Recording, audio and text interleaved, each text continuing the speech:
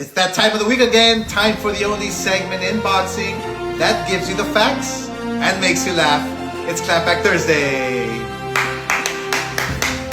There won't be many laughs this week because I never think it's funny when a fighter tries to fuck me over. But the verdict is in, and Vergil Ortiz's master plan to break his contract with Golden Boy Promotions was shot down by a federal judge in Nevada. I know many of you have been waiting for the details regarding all this bullshit, so it's time to finally give you the facts. Here's the timeline of how it all went down. I hadn't heard from Vergil Ortiz since his fight back in November, where he openly praised me for being a great guy and a great promoter.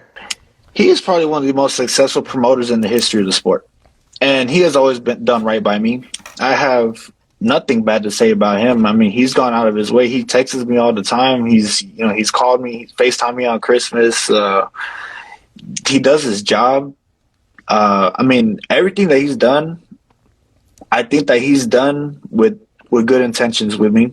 And I can't say anything bad about the guy. So everything was terrific, right? And his father even sent me this message over the holidays. Then, out of nowhere, Vergil served us with a lawsuit in January to get out of his contract. So who was behind this lawsuit? The worst manager in boxing, Rick Meridian. Rick demanded that Vergil get paid triple what we're contractually obligated to pay Vergil for the Boots fight.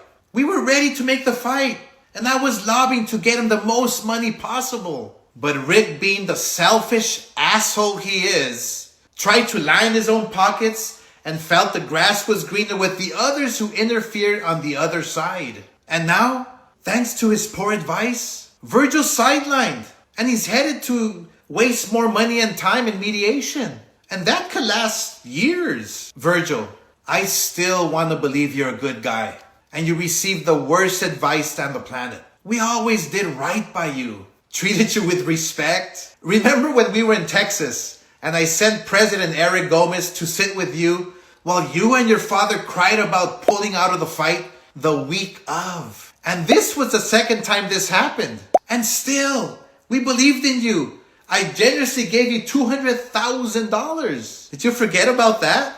These are the facts, folks. Oh, and we had to constantly deal with your hothead father, who couldn't be less gracious or appreciative. And if you don't believe me, let me show you something, everybody. Here's a clip of the night before Vergil's last fight in November 2025, where his father got into a fist fight with a heckler, and my Golden Boy employees had to break it up while he was rolling around the floor of the hotel lobby shirtless. I mean, of course, my team was kind enough to protect you, Vergil, and begged the man your father assaulted not to press charges. Jesus Christ, this is the shit I have to deal with. And you're still this ungrateful? I protected you like family, and you turn your back on me? Vergil, I know the lies Rick is telling you, and how deep you are in this bullshit. You're gonna keep racking up the legal bills and burning money. Look, what Rick didn't tell you is that you could potentially stay on the shelf for years, just like Mikey Garcia did. And that's the way it's heading legally. The judge already ruled against you. But it isn't too late to fix this. From one fighter to another, you have to change the team around you. They're dragging you down, and we all see it from the outside.